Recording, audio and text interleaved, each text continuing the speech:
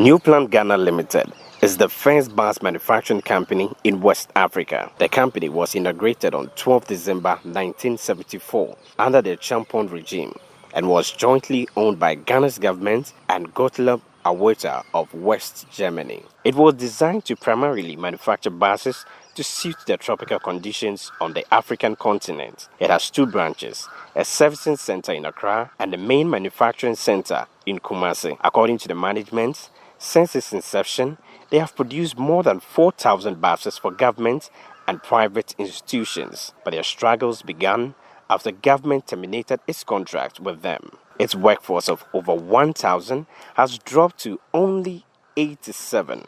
Emmanuel Manful worked at the company for 22 years. The poor working conditions forced him to quit and start a catering business. In fact, the condition was not the best. The salary over 6 years, no increment. I mean, things were very, very difficult for us. So I find it necessary that it's better I resign and establish my own business. Meanwhile, more workers fear that they could be laid off since they do virtually nothing when they report to work. Even now I'm speaking, I'm even afraid that just tomorrow I can be sacked home because of the rundown of the company. Because all the time we are looking to be paid.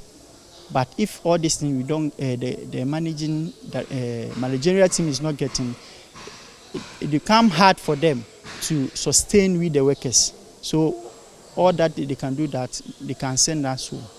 You are suffering here because you have children. At times when you are going to school, how to pay the school fees is very difficult. The reason why the contracts didn't come again. But for the past years, we have not got any contract for the government. So what we are basing on now is the rehabilitation. That's what we do for living. We do rehabilitation for VIPs and then other people outside. So if not that, we could have been sent home long time ago. But the chief accountant tells Citi News they are hopeful of getting contracts in the future. Taking our numerical strength, the number of workers we are having, which is right now 87, right now around 87, the cost of maintaining these workers as compared to the income we are generating from our operation right now doesn't match. We could have closed down, but for the sake of retaining our able skilled workers for future contracts, we have to, hang on.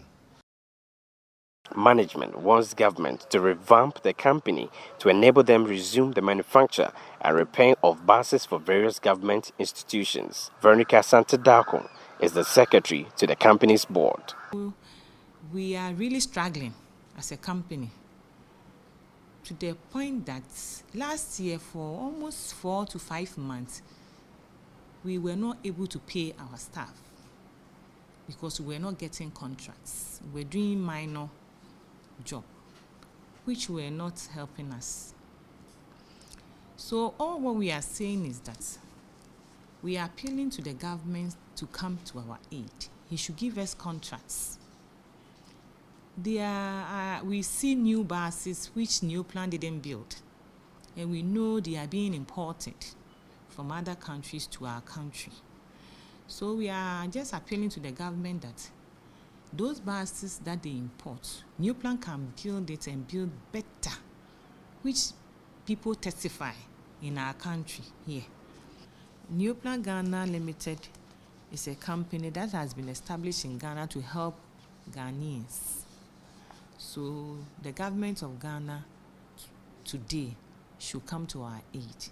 We are requesting and appealing for them to give us contracts and enroll us in the 1D, 1F. The company says it could build more than 400 buses every year if well-resourced, as it currently produces buses for the Kwame Nkrumah University of Science and Technology, KNUST, University for Development Studies, UDS, University of Cape Coast, UCC, and University of Education, Winneba. From Neoplan Ghana Limited here in Kumasi, I am Edward Malfo for Citi News.